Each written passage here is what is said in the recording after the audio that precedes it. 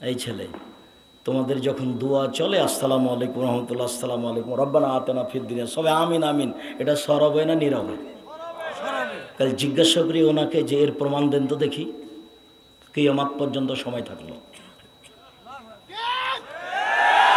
তোমার হুজুরকে কিয়ামত পর্যন্ত সময় দিলাম, মানে আমার মরা পর্যন্ত, কোনোদিন কোনো বাক্য ফেরত নেওয়া লাগে না। তবে আমি মানুষ, চিল্লাচিল্লি করে দোয়া করবে এটা বলিয়ে যে এটা প্রমাণ করতে বলেছে। দুয়ার ধারে কাছে নাই, বিরোধিতা ছাড়া দুয়ার ধারে কাছে নেই। মহিমাগঞ্জের মাটিতে আপনি আব্দুর রাজ্জাক বিন ইউসুফের বক্তব্য বা বই পুস্তক ঠেকিয়ে কি করবেন? সারা পৃথিবী কেমনে ঠেকাবেন? সারা দেশ কেমনে ঠেকাবেন? একদিন যদি প্রোগ্রাম নিই, একদিন 3 বছর লাগবে শেষ হতে। সারাদিন যদি প্রোগ্রাম নিতে থাকি 3 বছর লাগবে শেষ হতে। কেমনে ঠেকাবেন? আপনি কাল থেকে বক্তব্য ডাকেন, আজকে কত হাজারো লাখো মানুষ উপস্থিত, হাজার হাজার মানুষ উপস্থিত। আপনি কালকে জনগণকে ডাকেন, দেখবেন 5 জন 10 জন 200 জন আছে। কেমনে আপনি হিংসা করেন? ভালোবাসেন, শান্তি পাবেন। ভালোবাসা সৃষ্টি করেন, শান্তি পাবেন। স্বাগতম জানাতে একবার বগুড়া চলে যাবেন, তাহলে আরো শান্তি পাবেন, খুশি হবেন, আমিও খুশি হব। মহান আল্লাহ বলেন, ওয়াইদা সালাকা ইবাদি আন্নি ফাইন্নী কারীবুন উজিবু দাওয়াতাদ দাঈ ইযা দাআনি। পৃথিবীর মানুষ, মুহাম্মদ সাল্লাল্লাহু আলাইহি সাল্লাম আপনি বলুন, জনগণ আপনাকে জিজ্ঞাসা করে আমার ব্যাপারে। মুহাম্মদ সাল্লাল্লাহু আলাইহি সাল্লাম, জনগণ আপনাকে জিজ্ঞাসা করে আমার ব্যাপারে, আপনি বলে দেন আমি মানুষের নিকটে আছি, যখনই ডাকে তখনই আমি সাড়া দিই। পৃথিবীর মানুষ আপনাকে জিজ্ঞাসা করে আমার ব্যাপারে, আপনি বলে দেন আমি মানুষের পাশে আছি। মানুষ প্রার্থনা করলে, দোয়া করলে আমি তাদের দোয়া কবুল করি। হাদিসে কুদসি আনাস রাদিয়াল্লাহু তাআলা আনহু বলেন, রাসূল সাল্লাল্লাহু আলাইহি সাল্লাম বলেছেন, আল্লাহ তাআলা বলেন হাদিসে কুদসি, ইবনা আদম মা দাওতানি ওয়া রাজাউতানি গাফারতু লাকা আলা মা কানা ফিকা ওয়ালা উবালি। আদম সন্তান তুমি শোনো, আদম সন্তান তোমরা শোনো, তোমরা যেভাবে ডাকো আমি সেভাবে থাকি, তুমি যেভাবে ডাকো আমি সেভাবে থাকি, যেভাবে আশা পোষণ করো সেভাবে আমি পূর্ণ করে থাকি। যতই পাপ হোক না কেন ক্ষমা চাইলে ক্ষমা করে দিই। আমি পরোয়া করি না তুমি কত বড় পাপী, আমি পরোয়া করি না তুমি কত বড় পাপী, আমি পরোয়া করি না তুমি কত বড় পাপী। তুমি যেভাবে ডাকো আমি সেভাবে থাকি, তুমি যেভাবে ডাকো আমি সেভাবে থাকি, যেভাবে আশা পোষণ করো সেভাবে পূর্ণ করে থাকি। আবার বলছেন, ইবনা আদম লা বালাগা জুনুবুকা আনানা সামায়ে। আদম সন্তান শোনো, তোমাদের পাপ বেশি হতে হতে যদি আকাশে লেগে যায়, পাপ আর পাপ আকাশ জমিন পরিপূর্ণ হয়ে আছে, ফাস্তাগফারতানি, এরপরে যদি আমার কাছে ক্ষমা চাও, গাফারতু লাকা, আমি তোমাকে ক্ষমা করে দিব, ওয়ালা উবালি, আমি পরোয়া করি না তুমি কত বড় পাপী, আমি পরোয়া করি না তুমি কত বড় পাপী, আমি পরোয়া করি না তুমি কত বড় পাপী। তুমি যেভাবে ডাকো আমি সেভাবে থাকি, তুমি যেভাবে ডাকো আমি সেভাবে থাকি, তুমি যেভাবে আশা পোষণ করো সেভাবে পূর্ণ করে থাকি। দুনিয়াতে এবার বিচারের মাঠে আনাস রাদিয়াল্লাহু তাআলা আনহু বলেন, রাসূল সাল্লাল্লাহু আলাইহি ওয়াসাল্লাম বলেছেন, আল্লাহ তাআলা বিচারের মাঠে আমাদের সামনে আসবেন। এরকমই যেমন বসে আছি আমরা এভাবে বিচারের মাঠে থাকবো, বসে দাঁড়িয়ে পরিস্থিতি অনুযায়ী থাকবো। এই সময় আল্লাহ আমাদের সামনে আসবেন, এসে বলবেন, ইবনা আদম লাতাইতানি বিকরাবিলার যে খাতায়া সুম্মা লাকিতানি লা তুশরিকু বিশায়া লাতাইতুকা বিকরাবিহা মাগফিরা। আদমের ছেলে মেয়ে শোনো, আজকে বিচারের মাঠে উপস্থিত হয়েছ, আকাশ জমিন পরিমাণ পাপ নিয়ে, পাপ আর পাপ। তোমাদের পাপে আকাশ জমিন পরিপূর্ণ হয়ে আছে। এত পাপ নিয়ে উপস্থিত হয়েছ, আমিও ওই পরিমাণ ক্ষমা নিয়ে উপস্থিত হয়েছি। তোমার যেই পরিমাণ পাপ আমার সেই পরিমাণ ক্ষমা, তোমার যেই পরিমাণ পাপ আমার সেই পরিমাণ ক্ষমা, তোমার যেই পরিমাণ পাপ আমার সেই পরিমাণ ক্ষমা। তোমার পাপ যত আমার ক্ষমা তত, তোমার পাপ যত আমার ক্ষমা তত।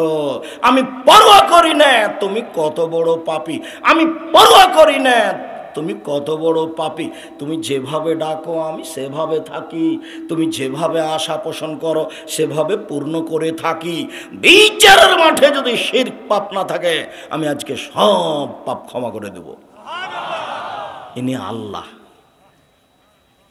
ইনি রহমান, ইনি রাহিম। একটু দোয়া করতে শিখেন। ওইভাবে দোয়া করছেন কেন মাঝহাবি ভাইদের মতো? আসসালামু আলাইকুম রহমতুল্লাহ, আসসালামু আলাইকুম রহমতুল্লাহ, আলহামদুলিল্লাহ, বিহাক্কে লা ইলাহা ইল্লাল্লাহ।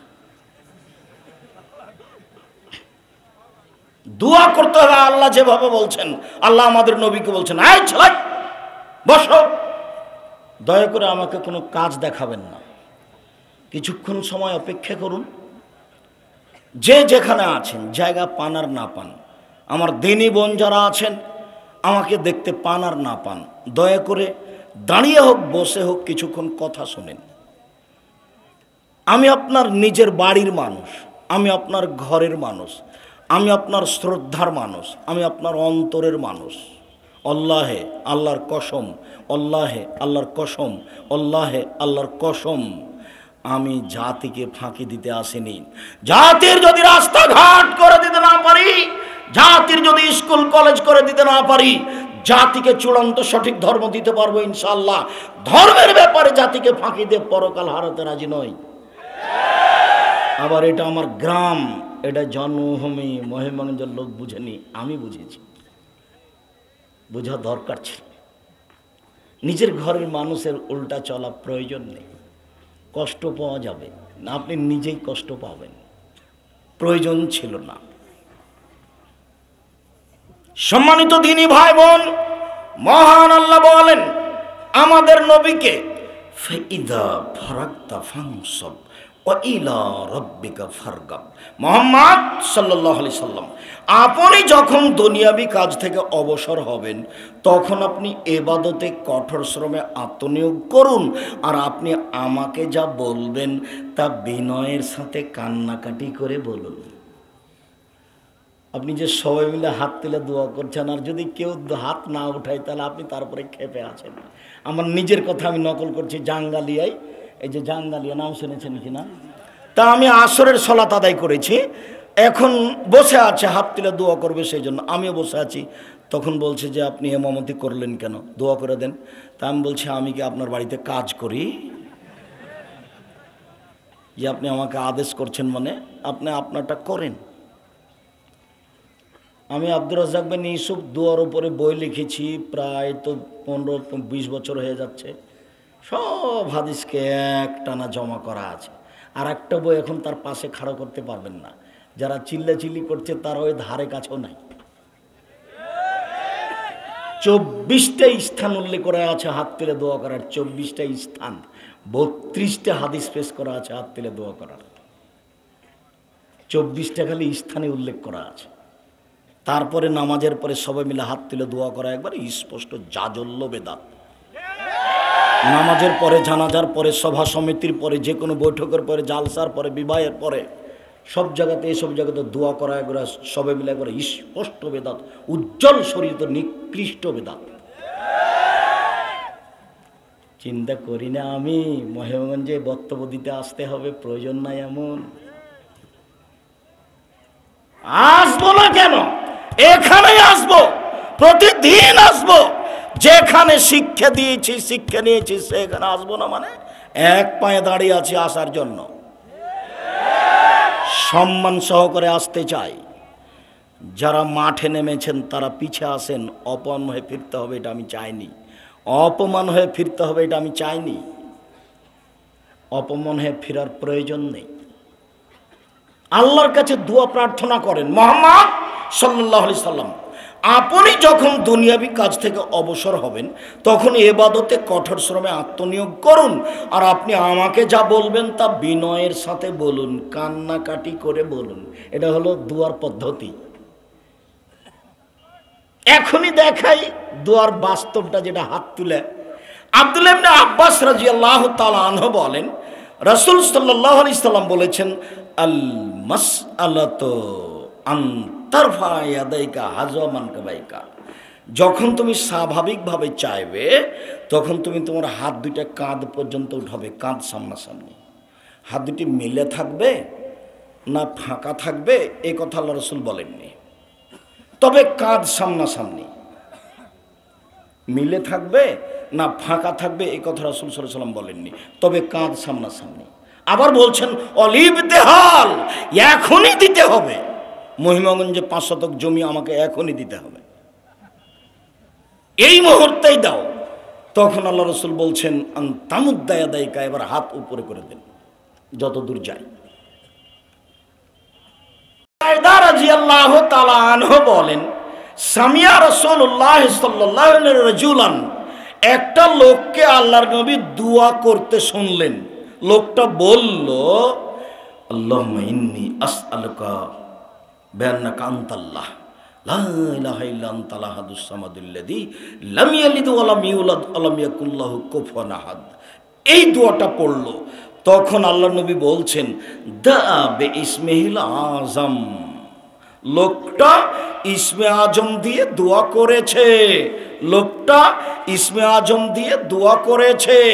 এই যা সয়লাবেহি আতা, এই দিয়ে দোয়া করলে দিয়ে দেওয়া হয়, এই দিয়ে দোয়া করলে দিয়ে দেওয়া হয়, এই দিয়ে দোয়া করলে দিয়ে দেওয়া হয়।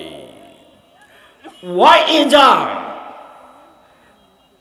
এই দিয়ে প্রার্থনা করলে আজাবা, কবুল করে নেন। এই দিয়ে প্রার্থনা করলে কবুল করে নেন, এই দিয়ে প্রার্থনা করলে কবুল করা হয়। এর নাম ইসমে আজম, এর নাম ইসমে আজম। উমর রাদিয়াল্লাহু তাআলা আনহু বলেন, রাসূল সাল্লাল্লাহু আলাইহি সাল্লাম বলেছেন, আদ-দুআ বাইনাস সামাই ওয়াল আরদি মাওকুফুন। আসমান জমিনের মাঝে দোয়া ঝুলন্ত আছে, লা ইয়াসাদ, উপরে যাবে না। হাত্তা তুসাল্লি আলা নবিকা, যতক্ষণ পর্যন্ত তুমি তোমার নবীর উপরে দুরূদ না পড়ো দোয়ার উপরে যাবে না, যেতে পারবে না। কেন? দুরূদ পড়া নাই সেজন্য। তাহলে আগে পড়তে হবে ইসমে আজম, তারপরে দোয়া, দুরূদ, তারপরে দোয়া। তা আপনি উঠে বললেন আলহামদুলিল্লাহি রাব্বিল আলামিন, রব্বানা আতিনা ফিদ দুনিয়া হাসানাতাও ওয়া ফিল আখিরাতি হাসানাতাও ওয়া কিনা আযাবান্নার। চিল্লা চিল্লি হই চই। যারা সুন্নাত পড়ছিল তাদের কোথায় সুন্নাত হারিয়ে গেল, কি কি করছিল।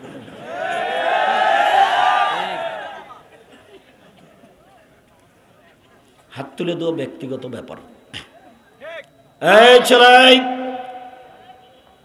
এক খেলে আমার দিকে চেয়ে থাকবে। আপনি আমার দিনী ভাই, আপনাকে আন্তরিকভাবে অনুরোধ জানাচ্ছি, এক খেলে আমার দিকে চেয়ে থাকবেন। এমনভাবে বসে থাকবেন বা দাঁড়িয়ে থাকবেন পাখি যেন মনে করে আপনি পাথর। আর কেউ কারো গায়ে হাত দিয়ে অমনোযোগী হবেন না কোনো সময়। আমি আপনার জন্য এসেছি অনেক কষ্ট করে। ঢাকা থেকে বিমানে এসে রাজশাহীতে নেমেছি, রাজশাহী থেকে গাড়িতে আমি এখানে এসেছি। আগের দিন ছিলাম নাটোরে, বিমান ফেল করেছিলাম, গাড়িতে নাটোরে এসেছি। নাটোরে বক্তব্য দিয়ে ঢাকা গেছি, ঢাকায় পূর্ণ ক্লাস নিয়েছি।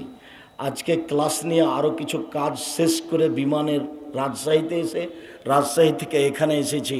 আপনি আমাকে আপনার ক্লান্তি দেখায়েন না, আমি আপনার চেয়ে বেশি ক্লান্ত। কাজেই দয়া করে কিছুক্ষণ অপেক্ষা করবেন। উপস্থিত বৈঠকের মুসলিম বোন, আপনার কাছে আমি লজ্জাবোধের দাবি রাখি, আপনি কারোর সাথে কথা বলবেন না। আর একজন মহিলা যদি আপনার গায়ের উপরে চড়ে চলে যায় তবে আপনি মুখ খুলবেন না। আপনি আমার দিনী বোন, আপনাকে আমি অনুরোধ জানাচ্ছি, হে মেঘ, তোমাকে চুপ থাকতে বলছি, যে কথা বলছো কেন? শরম পাও না? একটু শরম করো না কেন? ইতস্তবোধ করো না কেন? লজ্জাবোধ করো না কেন?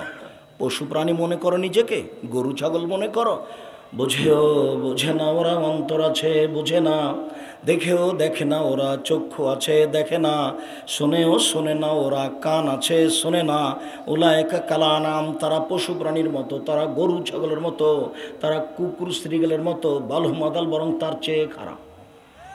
মানুষকে আল্লাহ গরু ছাগল বলছেন, পশু প্রাণীর মতো বলছেন। নিজেকে মানুষ মনে করবেন, পশু প্রাণী মনে করবেন না। বক্তব্য শুনতে এসেছেন, কষ্ট হোক সৃষ্ট হোক, দেখতে পান আর না পান, কিছুক্ষণ অপেক্ষা করেন, এক পায়ে দাঁড়িয়ে থাকেন জায়গা না থাকলে। এখন তো এদের কাছে যদি জায়গার দাবি চান তো এরা দিতে পারবে না, অতএব সে দাবি চলবে না, যেটা হবে না। এসেছি কষ্ট করে, কিছুক্ষণ অপেক্ষা করি। আমার পক্ষ থেকে আপনাদেরকে আন্তরিকভাবে অনুরোধ রইল, সব কিছুই চাইতে হবে আল্লাহর কাছে। তাহলে এই চাওয়ার পদ্ধতি শেষেও বলবো, এখনো বলে রাখলাম, হাত তুলে চাওয়ার পদ্ধতি, স্বাভাবিক চাওয়া এইভাবে, এখনই দিতে হবে সেটা এইভাবে। আগে হবে ইসমে আজম, তারপরে দরুদ, তারপরে নিজের কথা যেটা বলতে চাচ্ছেন, চুপে চুপে কান্নাকাটি করে, দুই চোখের পানি ঝরবে। এবার চলেন, আবু হুরায়রা রাদিয়াল্লাহু তাআলা আনহু বলেন, গরম পানির ব্যবস্থা। আবু হুরায়রা রাদিয়াল্লাহু তাআলা আনহু বলেন, রাসূল সাল্লাল্লাহু আলাইহি ওয়াসাল্লাম বলেছেন, মান লাম ইয়াসআলিল্লাহ একযাব আলাইহি, কেউ যদি আল্লাহর কাছে না চায় তো আল্লাহ তার উপরে অসন্তুষ্ট হন। চাইতে হবে, না চাইলে আল্লাহ অসন্তুষ্ট হন। রাসূল সাল্লাল্লাহু আলাইহি ওয়াসাল্লাম বলেন, লাইসা শাইউন আকরামা ইনদাল্লাহি মিনাদ দুআয়ে, দুআ প্রার্থনা চাওয়া কাজটা আল্লাহর কাছে যত প্রিয়, পৃথিবীর কোনো কাজ আল্লাহর কাছে তত প্রিয় নয়। 5 ওয়াক্ত সালাত আল্লাহর কাছে তত প্রিয় নয়, চাওয়া কাজটা যত প্রিয়। যদিও 5 ওয়াক্ত সালাত আদায় না করলে মানুষ মুসলমান থাকে না। 5-10 লক্ষ টাকা খরচ করে হজ করা কাজটি আল্লাহর কাছে অত প্রিয় নয়, চাওয়া কাজটি আল্লাহর কাছে যত প্রিয়। রমজান মাসে সিয়াম পালন করা দামি ইবাদত, এরপরেও কাজটি অত প্রিয় নয়, চাওয়া কাজটি তার কাছে যত প্রিয়। লাইসা শাইউন আকরামা ইনদাল্লাহি মিনাদ দুআয়ে, আল্লাহর কাছে চাওয়া কাজটি যত প্রিয়, এরকম কোনো ইবাদতই নাই তার কাছে তত প্রিয়।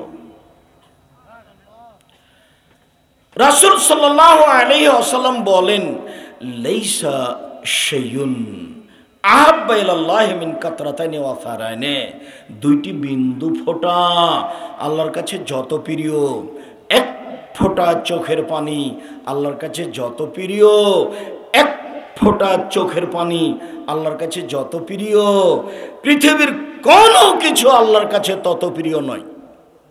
হজ তত প্রিয় নয়, দান খেরাত তত প্রিয় নয়।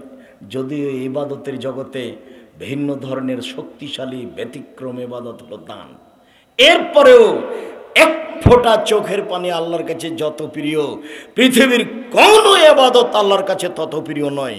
তো সবাই মিলে যে এভাবে হাত তুলে হইচই শুরু করেছেন, কার চোখের পানি আসবে? চোখের পানির তো একটা পরিবেশ লাগবে। কি যে করলো, যেমন বললো আমিন তেমন সবাই লাভ দিয়ে উঠে গিয়ে সুন্নাত পড়তে লাগলো। কোথায় তাসবিহ তাহালিল, কোথায় জিকির আজকার। রাসূল সাল্লাল্লাহু আলাইহি সাল্লামকে জিজ্ঞাসা করা হলো, আইয়ুদ-দুআ ইয়াসমা ইনদাল্লাহ, সবচেয়ে বেশি কোনটা দোয়া কবুল হয়? তখন আল্লাহ রাসূল বললেন যে রাতে আর ফরজ সালাতের পরে। তখন ধরে নিয়েছে ফরজ সালাতের পরে, তাহলে সবাই মিলে হাত তুলে দোয়া করো। এই যে কবুল আব্দুর রাজ্জাক সাহেব বললেন, আল্লাহ নবী বলছেন যে রাতে দোয়া করলে দোয়া কবুল হয়, ফরজ সালাতের পরে দোয়া করলে কবুল হয়। তো তুমি তো বেদাতি পদ্ধতিতে করছো, তোমার এই দিয়ে আর কোনো ইবাদতই কবুল হবে না, সবই বাদ। দোয়া কবুল হয় এ কথাই ঠিক, রাসূল যা বলতেন সেটা হয়, রাসূল যেভাবে করতেন সেটা হয়। রাসূল যেভাবে বলেছেন সেভাবে করলে হয়, যেভাবে করেছেন করতে বলেছেন সেভাবে করলে হয়। আমি নিজের মতো করলে হবে? আপনি যেটা করছেন সেটা এই উজ্জ্বল শরীয়তে স্পষ্ট বেদাত। 24টি স্থান আছে হাত তুলে দোয়া করার, 24টি খালি জায়গা। 32টা হাদিস আছে সহিহ হাত তুলে দোয়া করার। আইনে রাসূল সাল্লাল্লাহু আলাইহি ওয়াসাল্লাম দোয়া অধ্যায় বইটা দেখেন, নিজের ঘরের লেখা বই, নিজের ভাইয়ের লেখা, নিজের জামাইয়ের লেখা, নিজের ভগ্নিপতির লেখা, নিজের দুলা ভাইয়ের লেখা পড়েন, শান্তি পাবেন। মনে একটা গৌরব থাকা দরকার, মনে একটা আত্মতৃপ্তি ভালোবাসা থাকা দরকার। গিলাস নাই?